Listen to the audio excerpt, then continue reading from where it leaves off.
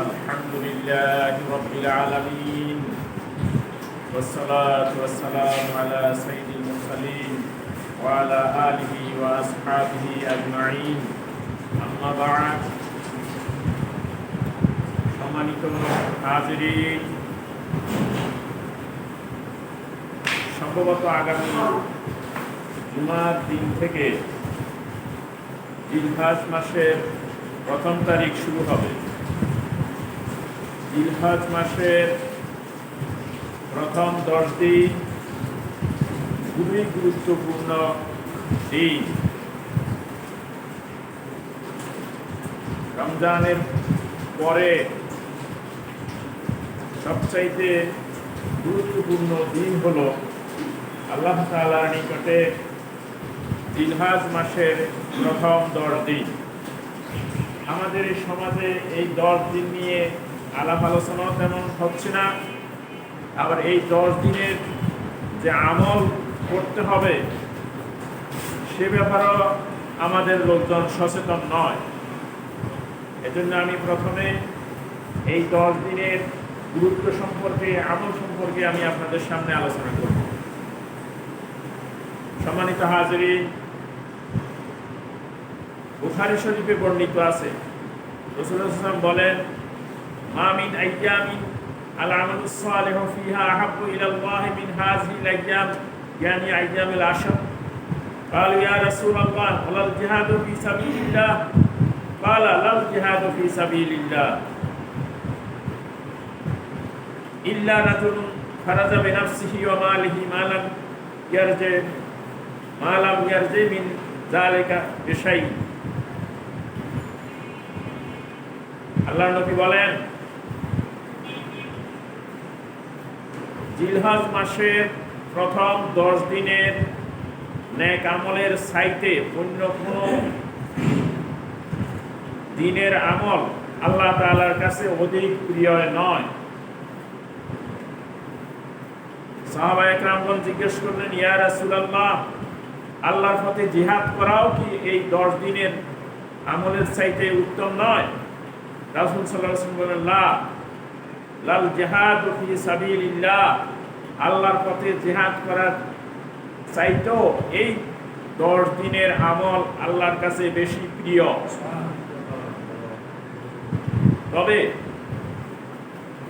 কোনো ব্যক্তি যদি নিজের জান এবং মাল নিয়ে আল্লাহর পথে জিহাদে বের হয় এবং সেই জিহাদে বের হওয়ার পরে আর সে ফিরে নাই, তার জান মাল কিছুই আর ফিরে নাই, অর্থাৎ সে জান মাল ব্যয় করে নিজেও শহীদ হয়ে গেছে, সে উত্তম হবে এই 10 দিনের আমলের চাইতে।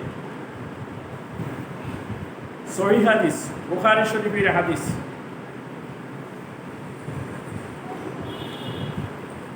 আর 2টি হাদিস গ্রন্থ হাইসামি মাজমাউল জায়েদ গ্রন্থে সহিহ সূত্রে বর্ণিত আছে। আল্লাহ নবী বলেন, আফদালু আইয়ামিদ দুনিয়া লাল আশর, ইয়ানি আশরু জিলহজ্জা। জিলহজ মাসের প্রথম 10 দিনের আমল এই দুনিয়ার মধ্যে যত দিন আছে সবচাইতে উত্তম। দেখুন, এই সহিহ হাদিসে এভাবে এই 10 দিনের আমলের কথা গুরুত্বের সাথে বর্ণনা করা হয়েছে, অথচ আমাদের সমাজে এই 10 দিনের আমলের তেমন গুরুত্ব দেখা যায় না। রমজান মাস যেমন নেকি অর্জনের মাস, নেকি অর্জনের মৌসুম, তেমনি ভাবে জিলহজ মাসের এই প্রথম 10 দিনও নেকির মৌসুম, নেকের কামাইয়ের অধিকতর নেক অর্জনের মৌসুম। আল্লাহর কাছে প্রিয় এই 10 দিনের আমল। এ সময় তো এই 10 দিনের মধ্যে হাজী সাহেবগণ হারামাইন শরীফে উপস্থিত হয়ে আমল করতে থাকেন এবং এই 10 দিনের মধ্যেই আপনার হজের যাবতীয় কর্মকাণ্ড এখানে আরাফায়, মিনায়, মুজদালিফায় দুনিয়া থেকে সকল সমর্থবানগণ হজ করতে গিয়ে সেখানে আল্লাহর সান্নিধ্যে মিলিত হয়, জিকির আজকার সহ যাবতীয় আমল তারা করতে থাকে। অন্যদিকে এই 10 দিনের ভিতরে মুসলিম উম্মার বড় উৎসব ঈদুল আযহা, কোরবানির দিন। অতএব এই দিনগুলোতে এই হজ এবং কোরবানির আমল ছাড়াও আরো অনেকগুলো আমল কথা হাদিস শরীফে, অনেকগুলো আমলের কথা হাদিস শরীফে বর্ণিত হয়েছে। আমি এখানে 9টি আমলের কথা আপনাদের সামনে পেশ করছি। প্রথমত, এই 10 দিনে বেশি বেশি তাসবিহ, তাহমিদ, তাহলিল, তাকবীর করার জন্য হাদিস শরীফে এসেছে। হাইসামি মাজমাউল জাওয়ায়েদ হাদিস গ্রন্থে সহিহ সূত্রে বর্ণনা করা হয়েছে, অর্থাৎ এই হাদিসগুলো সহিহ। সেটা কি? রাসূল সাল্লাল্লাহু আলাইহি ওয়াসাল্লাম বলেন, মা মিন আইয়ামিন আযমু ইনদাল্লাহি ওয়া লা আহাব্বু ইলাল্লাহি ফিহিন্না মিন আইয়ামিল আশর ফাকসিরু ফিহিন্না মিনাত তাসবিহ ওয়াত তাহমিদ ওয়াত তাহলিল ওয়াত তাকবীর। আল্লাহ তাআলার কাছে জিলহজ মাসের প্রথম 10 দিনের আমল অনেক প্রিয়, অনেক মূল্যবান। ফাকসিরু ফিহিন্না, অতএব তোমরা এই দিনগুলোতে বেশি বেশি করো কি? মিনাত তাসবিহ, তাসবিহ পড়ো, সুবহানাল্লাহ পড়ো, ওয়াত তাহমিদ, আল্লাহর প্রশংসা করো, তাহমিদ অর্থাৎ আলহামদুলিল্লাহ পড়ো, ওয়াত তাহলিল, লা ইলাহা ইল্লাল্লাহ বলো, ওয়াত তাকবীর, তাকবীর বলো। এটাই হাদিস শরীফে এই আমলগুলোর কথা বলা হয়েছে। বিশেষ করে এই 10 দিনে তাসবিহ, অতিরিক্ত তাসবিহ, তাহমিদ, তাহলিল, তাকবীর, সুবহানাল্লাহ, আলহামদুলিল্লাহ, আল্লাহু আকবার আর লা ইলাহা ইল্লাল্লাহ, এই হাদিস শরীফে এই 4টা আমলের কথা বলা হয়েছে যে তোমরা এই 10 দিনের মধ্যে এই আমলগুলো তোমরা বেশি বেশি করে করবে, বেশি বেশি করে তাসবিহ তোমরা পাঠ করবে, তাহমিদ তোমরা পাঠ করবে, তাহলিল তোমরা পাঠ করবে, তাকবীর তোমরা পাঠ করবে। অর্থাৎ সুবহানাল্লাহ, আলহামদুলিল্লাহ, আল্লাহু আকবার, লা ইলাহা ইল্লাল্লাহ।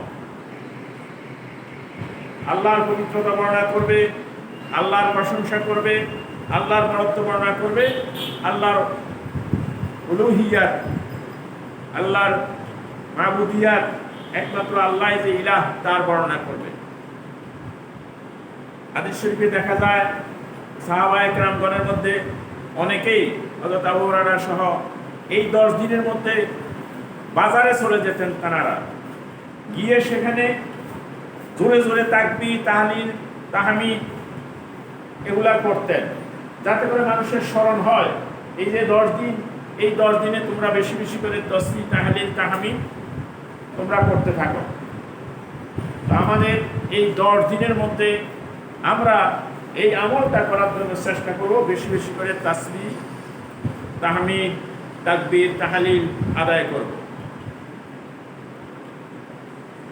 আল্লাহর এই জিকিরে এই 10 দিন কেটে দেওয়ার জন্য আমরা চেষ্টা করব অন্যান্য দিনের তুলনায় আলাদাভাবে একটু বেশি করে করার জন্য চেষ্টা করতে হবে, যেহেতু এই কয়দিনের আমল আল্লাহ তাআলার কাছে অধিক প্রিয়, অধিক গুরুত্বপূর্ণ, অধিক বড়, অধিক মর্যাদার অধিকারী এই দিনের আমলগুলো।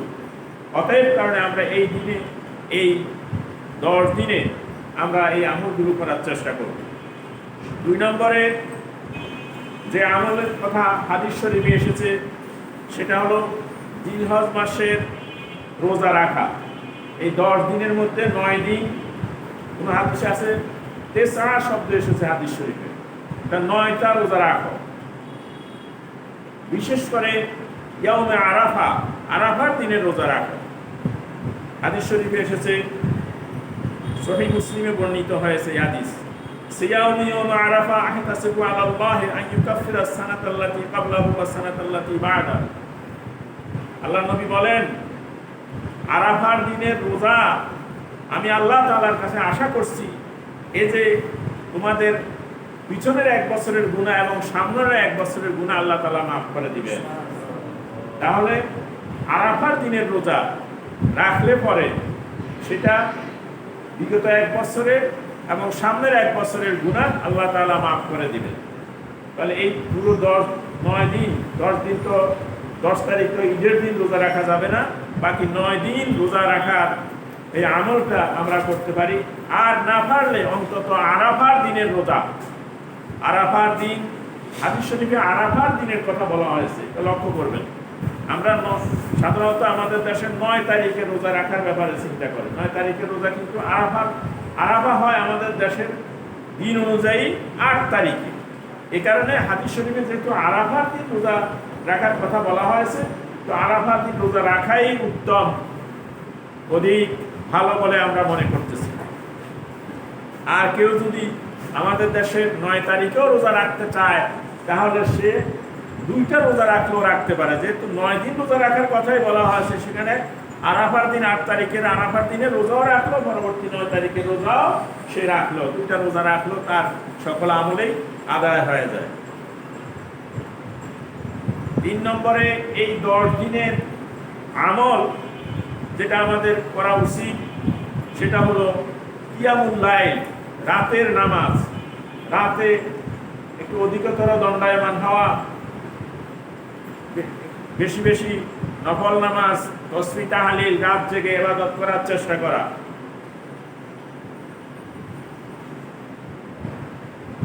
এই 10 দিনের এই কিয়ামুল লাইল, বেশি বেশি রাত্রি জাগরণ, এটার ব্যাপারে বিভিন্ন হাদিস শরীফে তার বর্ণনা এসেছে।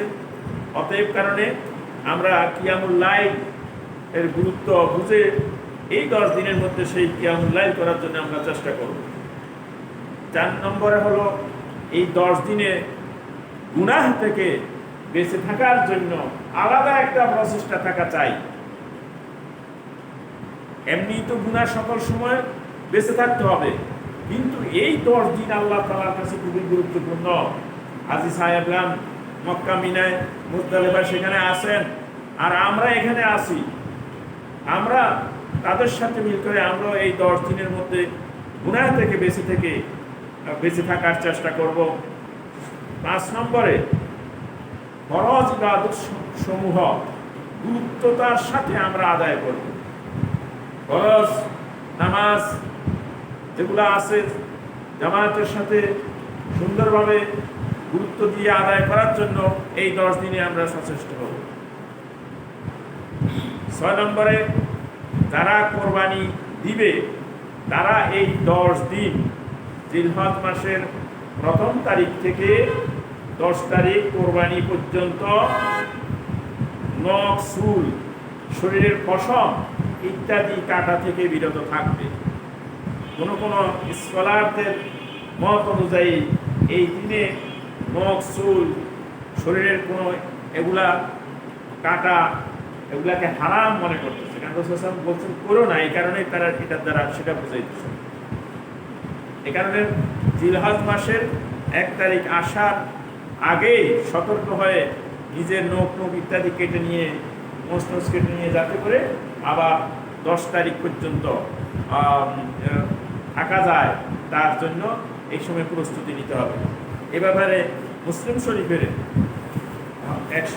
1977 নম্বর হাদিসে আল্লাহ নবী বলেন, আন উম্মে সালমাতা আন্না নবী সাল্লাল্লাহু আলাইহি ওয়াসাল্লাম ক্বালা ইযা দাখালাতিল আশহু ওয়া আরাদা আহাদুকুম আন ইউদাহিয়া ফালা ইয়ামুসসু মিন শারিহি ওয়া বাশারিহি শাইয়ান।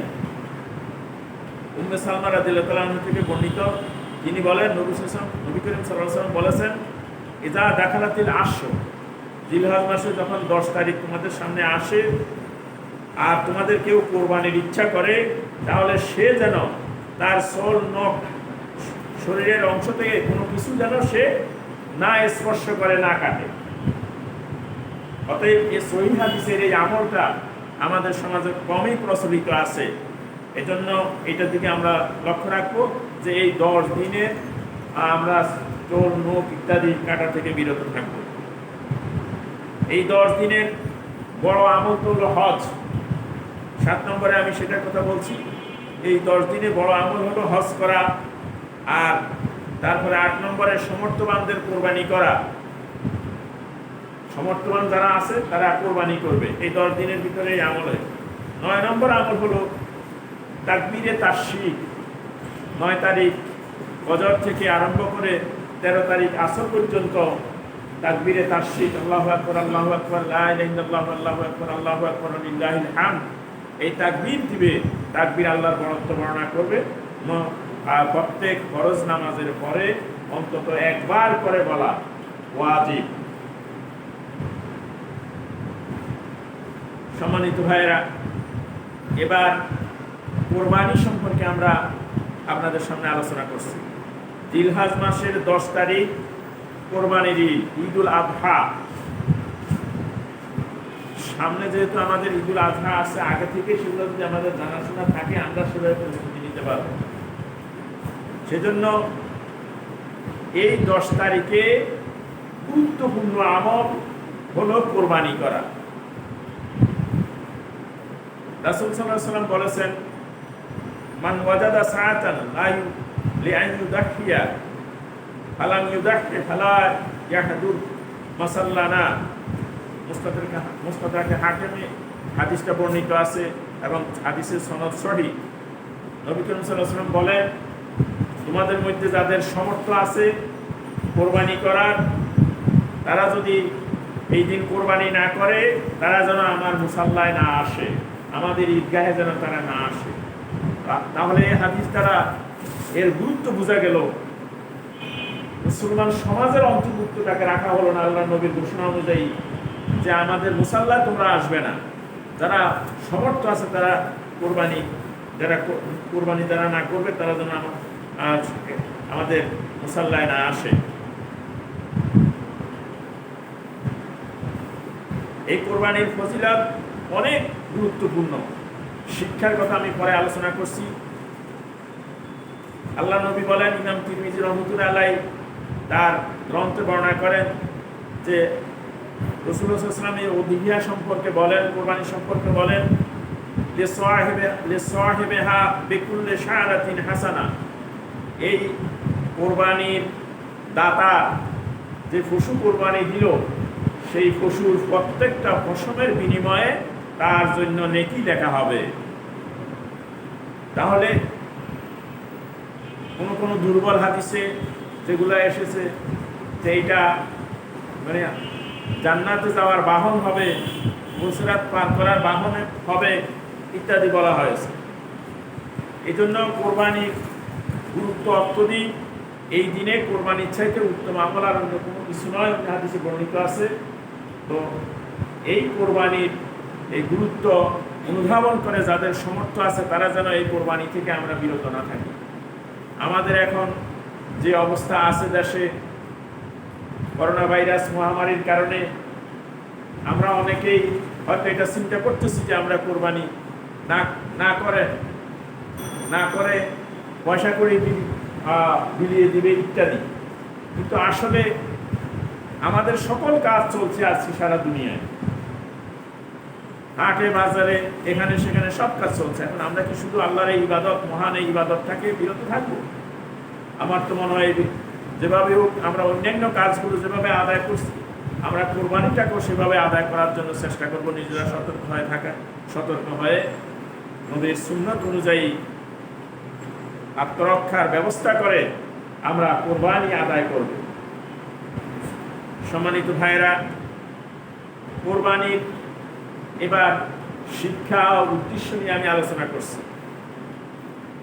প্রথমত হলো কোরবানির মাধ্যমে, উদহিয়ার মাধ্যমে আল্লাহর নৈকট্য হাসিল করা। কোরবানি, কোরবান শব্দ থেকে, করিব কারবা শব্দ থেকে। কোরআনে ফাঁকে আল্লাহ তাআলা বলেন সূরা মায়েদা, ইজ কাররাবা কুরবানান ফাতুকবিলা মিন আহাদিহিমা ওয়া লাম ইয়াতাকাব্বাল মিনাল আখার। ইজ কাররাবা কুরবানান, এখানে কাররাবা হাবিল কাবিল দুইজনে কোরবানি পেশ করলো। কাররাবা নিকটবর্তী করলো কুরবানান, কুরবানকে। ফাতুকবিলা মিন আহাদিহিমা ওয়া লাম ইয়াতাকাব্বাল মিনাল আখার, তাদের একজন থেকে সেটা গ্রহণ করা হলো, আরেকজন থেকে গ্রহণ করা হলো না। কেন গ্রহণ করা হলো না এটা আমরা সামনে আলোচনা করব। তো কোরবানি অর্থ হলো নৈকট্য লাভ করা। এই কোরবানির মাধ্যমে, পশু জবাইয়ের মাধ্যমে আমরা আল্লাহর নৈকট্য হাসিল করব। এটা হলো প্রথম উদ্দেশ্য। কোরবানি দিয়ে যদি কারো আল্লাহর নৈকট্যের দিকে না যাইতে পারে, নৈকট্য হাসিল না হয়, আল্লাহর দিকে আরো নিকটবর্তী না হয়, তাহলে তার কোরবানির শিক্ষা সহি হলো না, কোরবানির শিক্ষা সে গ্রহণ করলো না। এজন্য এই কোরবানির মাধ্যমে আল্লাহর নৈকট্য যদি হাসিল করা হয়, আল্লাহর যত নিকটবর্তী হওয়া যায়, সেটাই হলো এই কোরবানির উদ্দেশ্য। 2 নম্বরে কোরবানির উদ্দেশ্য হলো আল্লাহ তাআলার কাছে আত্মসমর্পণ করা, সারেন্ডার করা। এই সংক্রান্ত ইতিহাস কোরআনে ফাঁকে আল্লাহ তাআলা বর্ণনা করেন। হযরত ইব্রাহিম আলাইহিস সালাম ও ইসমাঈল আলাইহিস সালাম পিতা পুত্রের সে আত্মসমর্পণের ঘটনা, এটা আমরা সকলেই জানি। বালাম্মা, আল্লাহ তাআলা কোরআনে ফাঁকে বলেন, বালাম্মা বালাগা মাআহু সাইয়া, যখন এই পুত্র তার পিতার সাথে কর্ম দৌড়াদৌড়ি করার প্রচেষ্টা চালানোর বয়সে উপনীত হলো, অর্থাৎ এই বৃদ্ধ বয়সে 86 বছর বয়সে মা হাজরার ঘরে আল্লাহ তাআলার কাছে অনেক প্রার্থনার পরে আল্লাহ তাআলা এই ইসমাঈল আলাইহিস সালাম পুত্রকে আল্লাহ দান করলেন, যে অত্যন্ত প্রিয় ছিল রাসূল ইব্রাহিম আলাইহিস সালামের নিকটে। আর সে যখন এই বয়সে পুষল, যখন সে পিতার সাথে নানান কাজে দৌড়াদৌড়ি করতে পারে, আপনারা জানেন এই অবস্থায় সন্তানের প্রতি মানুষের মায়া মহব্বত কত বেড়ে যায়। আল্লাহ তাআলা এই সময়ে ইব্রাহিম আলাইহিস সালাম বলেন, ক্বালা ইয়া বুনাইয়া ইন্নী আরা ফিল মানামি আন্নী আযবাহু। ইব্রাহিম আলাইহিস সালাম বললেন, হে আমার বৎস, প্রিয় বৎস, ইন্নী আরা ফিল মানাম, আমি স্বপ্নে দেখছি, আন্নী আযবাহুকা, আমি তোমাকে জবাই করতেছি। ফানজুর মাযা তারা, অতএব নবীদের স্বপ্ন যেহেতু ওঠে, আর সেই স্বপ্নে যে আদেশ করা হয়েছে সেটা স্বয়ং ইব্রাহিম আলাইহিস সালামকে নিজেই তার ছেলেকে কুরবানি করার অবস্থাটা দেখছেন। অতএব আল্লাহর আদেশ, এই আদেশ পালন করতে হবে। এবার ইব্রাহিম আলাইহিস সালাম ছেলেকে বললেন, ইয়া বুনাইয়া, হে আমার প্রিয় বৎস, ইন্নী আরা ফিল মানামি, আমি স্বপ্নে দেখেছি, আন্নী আযবাহুকা, আমি তোমাকে জবাই করতেছি। ফানজুর মাযা তারা, অতএব তুমি ভেবে দেখো তুমি কি করবে। পিতা যেমন, পুত্র তো তেমন। আল্লাহ তাআলার কথা তো তিনি বুঝতে পারলেন যে যেহেতু আমার পিতা নবী, তিনি স্বপ্নে দেখেছেন, সেটা ওহী, অতএব জীবন মাল সব তো আল্লাহর জন্য। এই জন্য ইসমাঈল আলাইহিস সালাম বলেন, ক্বালা ইয়া আবাতি ফাআল মা তুমার, হে আমার পিতা, আপনি পালন করুন আপনাকে যা আদেশ করা হয়েছে। সাতাজিদুনি ইনশাআল্লাহু মিনাস সাবিরিন, অচিরেই আপনি আমাকে পাবেন ধৈর্যশীলদের মধ্যে ইনশাআল্লাহ। আল্লাহ চাহে তো, নিজের গর্ব অহংকার তো এখানে নাই, কোনো নেক আমল করতে যে গর্ব অহংকারও সেখানে নাই। বলছে আল্লাহ চাহে তো আপনি আমাকে ধৈর্যশীল পাবেন, আপনাকে আল্লাহ যেটা আদেশ করছে সে আপনি আদেশ বাস্তবায়ন করুন। ফালাম্মা আসলামা, অতঃপর যখন দুজনে সারেন্ডার করলো, আল্লাহর কাছে আত্মসমর্পণ করলো, ফালাম্মা আসলামা ওয়াতাল্লাহু লিল জাবিন, আর কাঁধ করে শোয়াই দিল, ছুরি চালাইতে উদ্যত হলো। ওয়ানাদাইনাহু ইয়া ইব্রাহিম কাদ সাদ্দাকতা রুয়া ইন্না কাযালিকা নাজিল মুহসিনিন। আল্লাহ তাআলা বলেন,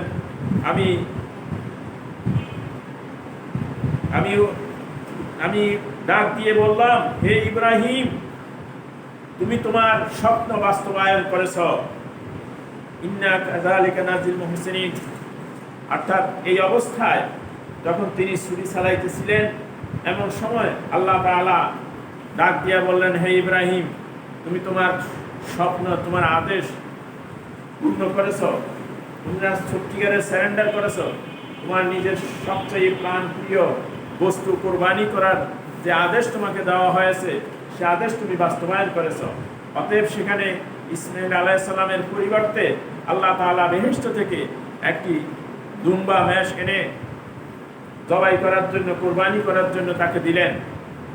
অথবা নানান বর্ণনা আছে এখানে যে সেখানে ইসমাঈলকে সরায় সেখানে দুম্বা পেশ করা হলো, আর তিনি তো পুত্রকে মনে করেই কোরবানি করলেন, আর দুম্বা কোরবানি হয়ে গেল, কিন্তু ইসমাঈলকে আর কোরবানি করতে হলো না। কিন্তু আল্লাহ তাআলা বললেন যে তুমি তোমার স্বপ্ন বাস্তবায়ন করেছো, তুমি যে স্বপ্নে যে আদেশ করা হয়েছে, দেখুন নিজের সবচেয়ে প্রিয় বস্তু কোরবানি করার জন্য আল্লাহর কাছে তারা স্যারেন্ডার করলেন। ছিল জীবন দেওয়ার জন্য, জীবনটা আল্লাহর পথে নিজের জীবনের চাইতে তো কোনো প্রিয় আর অন্য কোনো জিনিস হতে পারে না, সেই জিনিস ত্যাগ করার জন্য তৈরি হয়ে গেলেন। আবার আল্লাহর নবী ইব্রাহিম আলাইহিস সালাম নিজের সবচাইতে প্রিয় জিনিস, সবচাইতে প্রিয় তার পুত্রকে এই সময় কোরবানি করার জন্য আল্লাহর আদেশ পালনের কাছে তা উৎসর্গ করে দিলেন। অর্থাৎ আল্লাহ তাআলা সবচাইতে বেশি প্রিয়, আল্লাহ তাআলার আদেশ সবার সকল কিছুর ঊর্ধ্বে। আমার জান মাল সমস্ত কিছু সকল কিছুর উপরেই হলো আল্লাহ তাআলার আদেশ, আল্লাহ তাআলার ভালোবাসা, আল্লাহ তাআলার মহব্বত। অতএব কারণে তার মহব্বতের তুলনায় সকল কিছু ত্যাগ করতে পারা, আল্লাহর কাছে আত্মসমর্পণ করে দেওয়া, সেটাই হলো এই কোরবানির মূল শিক্ষা। এ কারণেই কোরবানির দাতারা যারা কোরবানি দেয়, অর্থাৎ এই অনুষ্ঠানের মাধ্যমে আল্লাহ তাআলার কাছে পূর্ণ আত্মসমর্পণ না করলে পরে এই কোরবানির শিক্ষা হাসিল হবে না, এই সত্যিকারের কোরবানি হবে না। এই কোরবানি দেওয়ার অর্থ এভাবে ইব্রাহিম আলাইহিস সালাম, ইসমাঈল আলাইহিস সালাম পিতা পুত্র যেভাবে আল্লাহ তাআলার কাছে সারেন্ডার করেছেন, আল্লাহ তাআলার কাছে নত হয়েছেন, জীবনের সকল উত্তম বস্তু, সবচাইতে প্রিয় বস্তু কোরবানি করার জন্য, আল্লাহর পথে উৎসর্গ করার জন্য তারা যেভাবে তৈরি হয়েছেন, তাদের যে মানসিকতা হয়েছিল, এই অবস্থাকে আল্লাহ তাআলা বলছেন ফালাম্মা আসলামা, অথবা তারা দুইজনে যখন সারেন্ডার করলো, ইসলাম গ্রহণ করলো, তো এই অবস্থায় কোরবানির জন্য, কোরবানি যারা দিবে তাদের মধ্যে যদি এই অবস্থা না হয়, আল্লাহর কাছে পূর্ণভাবে সারেন্ডারকারী না হতে পারে, তাহলে তার কোরবান সঠিক হবে না, কোরবানি সঠিক হবে না। আল্লাহ তাআলা বলেন যে ইব্রাহিম আলাইহিস সালাম ইসমাঈলের পরিবর্তে যখন দুম্বা পেশ করে কোরবানি করে দেওয়া হলো, তখন বললেন যে আসলে তো পুত্রকে কোরবানি করা এভাবে আল্লাহ তাআলার ইচ্ছা নয়, বরঞ্চ ইব্রাহিমকে পরীক্ষা করা, ইসমাঈলকে পরীক্ষা করা, যে তারা আসলে তাদের জীবনের সবচাইতে প্রিয় জিনিস জীবনটা এবং ইব্রাহিম তার প্রিয় পুত্রকে আল্লাহর পথে কোরবানি করতে পারে কিনা, আল্লাহর আদেশের মোকাবিলায় সকল কিছু উৎসর্গ করতে পারে কিনা, সেই পরীক্ষা যখন উত্তীর্ণ হয়েছে, আল্লাহ তাআলা বলেন এভাবে আমি মুহসিনদেরকে, সৎকর্মশীলদেরকে পুরস্কৃত করে থাকি, তাদেরকে আমি কোনোভাবে কঠিন বিপদে ফেলি না। ইন্নাহা জালাহুল বালাউল মুবিন, এটা ছিল ইব্রাহিম আলাইহিস সালামের উপরে বিরাট মহান পরীক্ষা, সুস্পষ্ট পরীক্ষা এটা। ওয়াফাদাইনাহু বিযিবহিন আযীম, আর এর বিনিময়ে ইসমাঈলের এক বিরাট কোরবানির বিনিময়ে আমি তাকে ছাড়িয়ে নিলাম, আমি তাকে মুক্ত করে নিলাম, ওয়াফাদাইনাহু ফিদিয়া দিলাম। এই মহান কোরবানি একটা হলো বেহেশত থেকে আল্লাহ তাআলা যে দুম্বা আনলেন সেটা, তেমনিভাবে এই যে সুন্নত ওয়াতারাকনাহু ফিল আখিরিন, পরবর্তীতে এই সিস্টেম আল্লাহ তাআলা উম্মতের মধ্যে চালু করে দিলেন। এই যে মহান কোরবানির মাধ্যমে আল্লাহ তাআলা ইসমাঈল আলাইহিস সালামকে মুক্ত করলেন। তাহলে আমরা এই কোরবানির মধ্যে এই দ্বিতীয় নম্বরে যে শিক্ষা, প্রথম নম্বর শিক্ষা কি বললাম? আল্লাহর নৈকট্য হাসিল করতে হবে। 2 নম্বরের শিক্ষা, আল্লাহ তাআলার কাছে ইব্রাহিম ইসমাঈল আলাইহিস সালামের মতো সারেন্ডারকারী হতে হবে। নিজের জীবনের সবচাইতে প্রিয় জিনিস আল্লাহর পথে কোরবান করার মানসিকতা, কোরবান করার মতো সেই ঈমান পয়দা হইতে হবে, তাহলে পরে সত্যিকারের কোরবানি হবে। কোরবানি দিতে চাইয়ে এই শিক্ষা গ্রহণ করতে হবে। 3 নম্বর হলো এই কোরবানির উদ্দেশ্য হলো তাকওয়া অর্জন করা। কোরআনে পাকে আল্লাহ তাআলা একটা রুকুতে, সূরা হাজের এই রুকুতে 34 থেকে 37-38 আয়াত পর্যন্ত এই আয়াতগুলোতে এই কোরবানি সংক্রান্ত শিক্ষাগুলো আলোচনা করেছে। এর মধ্যে আল্লাহ তাআলা বলেন, লা ইয়ানালাল্লাহা লুহুমুহা ওয়ালা দিমাউহা ওয়ালাকিন ইয়ানালুহু তাকওয়া মিনকুম। কোরবানির রক্ত, কোরবানির গোশত, রক্ত আল্লাহ তাআলার কাছে পৌঁছায় না। ওয়ালাকিন ইয়ানালুহু তাকওয়া মিনকুম, তবে তোমাদের মধ্যে যে তাকওয়া, পরহেজগারি আছে সেটা আল্লাহ তাআলার কাছে পৌঁছায়। অতএব কোরবানির এই মূল শিক্ষা হলো তাকওয়া অর্জন। সূরা মায়েদার 27 নম্বর আয়াতে আল্লাহ তাআলা বলেন, ওই হাবিল কাবিলের ঘটনা বর্ণনা করতে যে সেখানে বলে, ইন্নামা ইয়াতাকাব্বালাল্লাহু মিনাল মুত্তাকিন। আল্লাহ তাআলা এই কোরবানি কবুল করেন মুত্তাকিদের পক্ষ থেকে, যাদের মধ্যে তাকওয়া আছে, যাদের মধ্যে পরহেজগারি আছে। তাকওয়া অর্থ গুনার কাজ থেকে বেঁচে থাকার মজবুত প্রবল ভাষণা অন্তরের, মজবুত এই ব্যাপারে যে কোনোভাবেই গুনাহ কাজ করা যাবে না, গুনাহ থেকে পরকালে শাস্তি হয় এমন কাজ থেকে সে বিরত থাকবে, এটার নাম হলো তাকওয়া। তাহলে এই তাকওয়ার মধ্যে অনেকগুলো কথা আছে। পরকালে শাস্তি হয়, আল্লাহ যা নিষেধ করেছেন এমন কোনো কাজ করলে আর পরকালে শাস্তি হবে। আল্লাহ যা আদেশ করেছেন, হুকুম করেছেন, এই সবগুলো কোনোটা ত্যাগ করলে পরও শাস্তির সম্মুখীন হবে, গুনাহের সম্মুখীন হবে। অর্থাৎ এই গুনাহ থেকে ত্যাগ করার, গুনাহ থেকে বেঁচে থাকার এই মানসিকতা অর্জিত না হলে পরে এই কোরবানি কোনো ফায়দা নাই। কারণ এই পশুর রক্ত, পশুর গোশত আল্লাহ তাআলার কোনো প্রয়োজন নাই, আল্লাহ তাআলার কাছে সেটা কোনো খুঁজবে না। কিন্তু ব্যক্তির যে তাকওয়া, পরহেজগারি আছে সেটাই তার কাছে খুঁজবে। এ কারণে কোরবানি দাতা যদি মুত্তাকি, পরহেজগার না হয় তাহলে তার কোরবানি কোনো কবুল হবে না। তাকে তাকওয়া, পরহেজগারি অর্জন করতে হবে। এই কোরবানি দিতে যাইয়া আমরা সে কথা খেয়াল করব যে যাবতীয় গুনাহের কাজ থেকে আমি বেঁচে থাকার মানসিকতা আমার মধ্যে অর্জিত হয়েছে কিনা, সেই ধরনের মজবুত ঈমান আমার মধ্যে আসছে কিনা। যদি এসে থাকে তাহলে আমার এই কোরবানি আল্লাহ তাআলা গ্রহণ করবেন। এরপরে গোশত খাওয়া ইত্যাদি যদি সবটুকু আপনি খান বা সবটুকু আপনি বিলাইয়া দেন, 3 ভাগ করে 1 ভাগ দরিদ্রদেরকে, 1 ভাগ আত্মীয় স্বজনকে, 1 ভাগ নিজে রাখেন, যেভাবেই করেন আপনার কোনো ক্ষতি নাই। কিন্তু আল্লাহ তাআলার কাছে সেটা গ্রহণ হবে যদি আপনি সত্যিকারের জীবন জিন্দেগীর সকল ক্ষেত্রে যাবতীয় গুনাহ ত্যাগ করে আল্লাহর হুকুম পালন করার এই তাকওয়ার নীতি অবলম্বন করতে পারেন। তাহলে আল্লাহ তাআলার কাছে আপনার এই কোরবানি গ্রহণীয় হবে, কবুল হবে। 4 নম্বরে, এই কোরবানির মাধ্যমে আল্লাহ তাআলার জিকির, শুকর আদায় করা।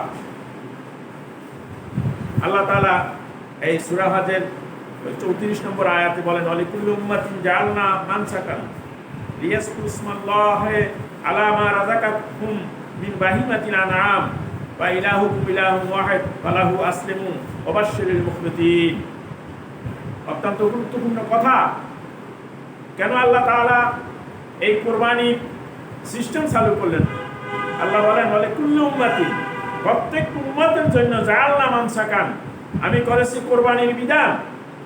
লিয়াজকুরু ইসমাল্লাহি আলা মা রাযাকাহুম মিন বাহিমাতিল আনআম, যেন তারা আল্লাহর নাম স্মরণ করে, আল্লাহর নাম উচ্চারণ করে।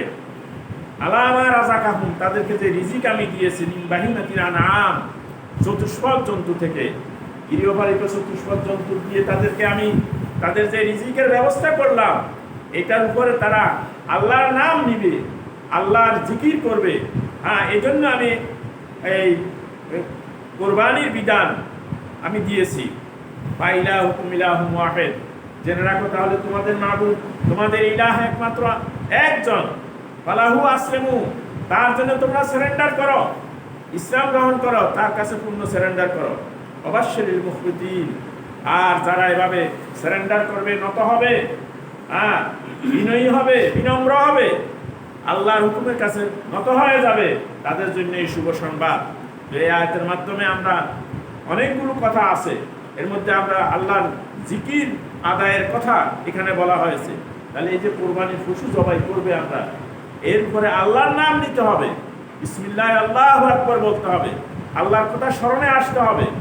এটার জন্যই এই ব্যবস্থা, যাতে এই পশুগুলো যে আল্লাহ তাআলা রিজিক হিসাবে তাদেরকে দিয়েছেন, সেগুলো জবাই করতে যায় সে আল্লাহর নাম নিবে, আল্লাহর তাকবীর, আল্লাহর বড়ত্ব বর্ণনা করবে। আল্লাহ তাআলা এই সূরা এই 36 নম্বর আয়াতে, আগেটা গেল 34 নম্বর আর 36 নম্বর আয়াতে, কাযালিকা সাখখারনাহা লাকুম লাআল্লাকুম তাশকুরুন। এই পশুগুলোকে তোমাদের জন্য বশীভূত করে দেওয়া হয়েছে, তোমাদের অধীনস্থ করে দেওয়া হয়েছে। এগুলাকে তোমরা যেভাবে খুশি সেভাবেই করতে পারো, তোমাদের বশীভূত করে দেওয়া হয়েছে। সাখখারাহা লাকুম লাআল্লাকুম তাশকুরুন। আর এটা কি জন্য করা হয়েছে? যেন তোমরা শুকরিয়া আদায় করতে পারো। অর্থাৎ এই পশুগুলো তোমরা জবাই করো, তার গোশত খাচ্ছ, তার দুধ খাচ্ছ, এভাবে তোমরা যে এগুলাকে ব্যবহার করছো, যে আল্লাহ তোমাদের বশীভূত করে যদি না দিত, তাহলে তো তোমরা তা করতে পারতে না। অতএব কারণে তোমরা এই জন্য আল্লাহর শুকরিয়া আদায় করো, যেন তোমরা তার শুকরিয়া আদায় করো। সেজন্য আমি এগুলা তোমাদেরকে দিয়েছি, এই কোরবানি। তাহলে এই কোরবানি, এই পশু, এগুলা যে আমাদেরকে আল্লাহ তাআলা দিলেন, আমাদের বশীভূত করে দিলেন, আমরা যে এগুলা থেকে খাচ্ছি, উপকার পাচ্ছি, এই জন্য কে দিয়েছেন আমাদের এগুলা বশীভূত করে? কে দিলেন আমাদের এই দুধের ব্যবস্থা করে? কে দিলেন এই গোশত, চামড়া ইত্যাদির ব্যবস্থা করে, যেটার মাধ্যমে আমরা উপকৃত হচ্ছি? সে আল্লাহর কি শুকরিয়া আদায় করতে হবে না? এই আল্লাহর যেন শুকরিয়া আমরা আদায় করি।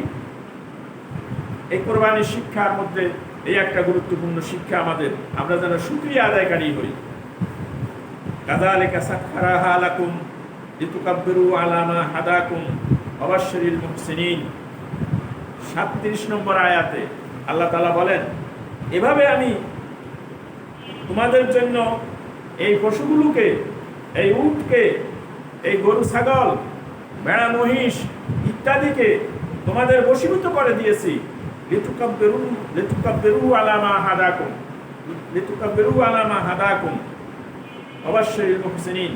যেন তোমরা আল্লাহ যে কত পন্থা দেখিয়েছেন, সেই পন্থায় তোমরা আল্লাহর তাকবীর বর্ণনা করতে পারো, আল্লাহর বড়ত্ব বর্ণনা করতে পারো। আল্লাহর বড়ত্ব হাসি, আল্লাহর বড়ত্ব প্রতিষ্ঠিত করার জন্য, আল্লাহর বড়ত্ব বর্ণনার জন্য, তাকবীর বলার জন্য এই তোমাদেরকে এগুলা তোমাদের বশীভূত করে দেওয়া হয়েছে, তোমাদের অধীনস্থ করে দেওয়া হয়েছে।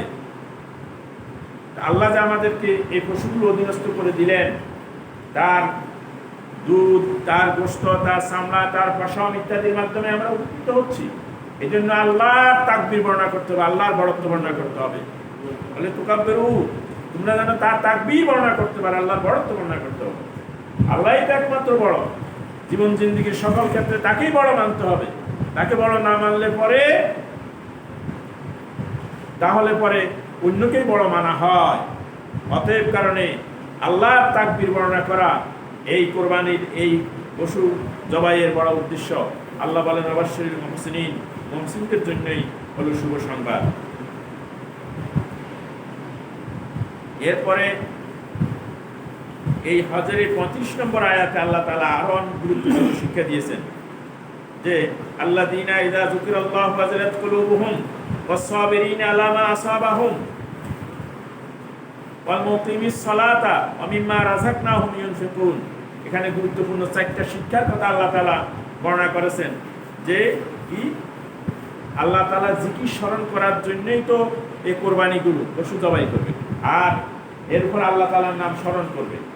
আর যাদের আল্লাহ তাআলার নাম স্মরণ হবে, আল্লাযীনা ইযা যুকিরাল্লাহু ওয়াজিলাত কুলুবুহুম, আল্লাহর স্মরণে যদি তাদের অন্তর কেঁপে ওঠে, আল্লাযীনা ইযা যুকিরাল্লাহ, এই মুমিনদের অবস্থা এমন হবে যে ইযা যুকিরাল্লাহ, যখন আল্লাহর কথা স্মরণ করবে, ওয়াজিলাত কুলুবুহুম, তখন তাদের অন্তর কেঁপে উঠবে। এই অবস্থার সম্মুখীন যদি হয়, তাহলে বুঝতে হবে আমি মুমিন। হ্যাঁ, আর কি করবে? ওয়াস-সাবিরিনা আলা মা আসাবাহুম, যত বিপদ মুসিবত আসে তার উপরে আল্লাহ সবর করে আল্লাহর পথে ধৈর্যশীল হয়ে থাকবে, আল্লাহর বিধিবিধান হুকুম পালন করবে। সবরের অনেক বিরাট অর্থ। আর সেটা বড় ইবাদত, সেটার কথা আমরা পরে আলোচনা করবো, আল্লাহ যদি তৌফিক দান করে। তারপরে একটা হলো আল্লাহ জিকিরে অন্তর বিদুলিত হবে, অন্তর প্রকম্পিত হবে, অন্তর কেঁপে উঠবে। 2 নম্বরে হলো ধৈর্যশীল হবে। 3 নম্বরে ওয়াল মুকিমিস সালাত, নামাজ আদায়কারী হবে। এখন যদি বেনামাজি হয়, তারপরে আল্লাহর স্মরণে তার অন্তর কেঁপে না ওঠে, বিপদে আপদে হাই হুতাশ করে আল্লাহকে দোষারোপ করে, এটা মুমিন নয়। ওয়াল মুকিমিস সালাত, এবং সালাত আদায়কারী হবে। আমিম্মা রাযাকনাহুম ইউনফিকুন, আল্লাহ যে রিজিক দিয়েছেন সেটা আল্লাহর পথে ব্যয় করবে। তো সম্মানিত ভাইরা, এই কোরবানির এই শিক্ষাগুলো যদি আমাদের মধ্যে না আসে, না অর্জন হয়, এ সময় যদি শুধু গোশত খাওয়ার নিয়তে কোরবানি দেওয়া হয়, তাহলে তার কোরবানি আল্লাহ তাআলার কাছে গ্রহণ হবে না। এই জন্য এই শিক্ষাগুলো কোরবানির মাধ্যমে আমাদের হাসিল করতে হবে। প্রথম শিক্ষা কি বলেছিলাম? আল্লাহর নিকটবর্তী হওয়া, নিকট লাভ করা। যতটুকু আমরা নিকটে গেলাম আল্লাহ, সেটা এই সময় যাচাই বাছাই করতে হবে। 2 নম্বরে কি বলেছিলাম? আল্লাহ তাআলার কাছে পূর্ণ সারেন্ডারকারী হয়, পিতা পুত্র ইব্রাহিম ইসমাইল আলাইহিস সালামের নাই। 3 নম্বরে বলেছিলাম কি? এই কোরবানির মধ্যে তাকওয়া অর্জন হতে হবে। তাকওয়া যদি অর্জন না হয়, তাকওয়াশীল না হলে ফলে আল্লাহ তাআলা তা কোরবানি কবুল হবে না, গ্রহণ হবে না। আল্লাহ তাআলার জিকির শুকর আদায়কারী হতে হবে। তারপরে আল্লাহর জিকিরে অন্তর বিগলিত হবে, অন্তর কেঁপে উঠবে, বিপদে ধৈর্যশীল হবে, সালাত আদায়কারী হবে এবং রিজিক প্রদান করা হবে। এখন এই 10 দিনের আমল, এত গুরুত্বপূর্ণ আমল এই 10 দিনের মধ্যে আছে। এরপরে আবার আইয়ামে তাশরিকের 13 তারিখ পর্যন্ত তাকবীর আছে। তো এখন আবার এই 10 দিন, এই হাদিসগুলোতে বলা হয়েছে যে এই 10 দিনের আমল আল্লাহ তাআলার কাছে সবচেয়ে বেশি প্রিয়। আবার বদরের রাত্রির কথা বলা হয়েছে, এটা খায়রুম মিন আলফি শাহর। তাহলে কোনটা উত্তম? এই জন্য ইমাম ইবনে তাইমিয়া রহমতুল্লাহ আলাইহি তিনি এটার একটা মানে এটার মধ্যে একটা সামঞ্জস্য বিধান এভাবে করেছেন যে রাতের আমল, অর্থাৎ লাইলাতুল কদরের আমল আল্লাহ তাআলার কাছে সবচেয়ে বেশি প্রিয়, আর জিলহজের এই 10 দিনের আমল আল্লাহ তাআলার কাছে সবচেয়ে বেশি প্রিয়। আল্লাহ তাআলা আমাদেরকে এই 10 দিন এই আমলগুলো এবং কুরবানির এই আমলগুলো করার তৌফিক দান করুন। আমা তৌফিক ইল্লা বিল্লাহ। বারাকাল্লাহু লানা ওয়া লাকুম ফিল কোরআনিল আযীম ওয়া নাফা'না ওয়া ইয়্যাকুম মিন আয়াতি ওয়া যিকরিল হাকীম। ইন্নাহু তাআলা কারীমুন মালিকুন বাররুর রাউফুর রহিম। আস্তাগফিরুল্লাহ লি ওয়া লাকুম ওয়া লিসাইরিল মুমিনিন ফাস্তাগফিরুহু ইন্নাহু হুয়াত তাওয়াবুর রহিম।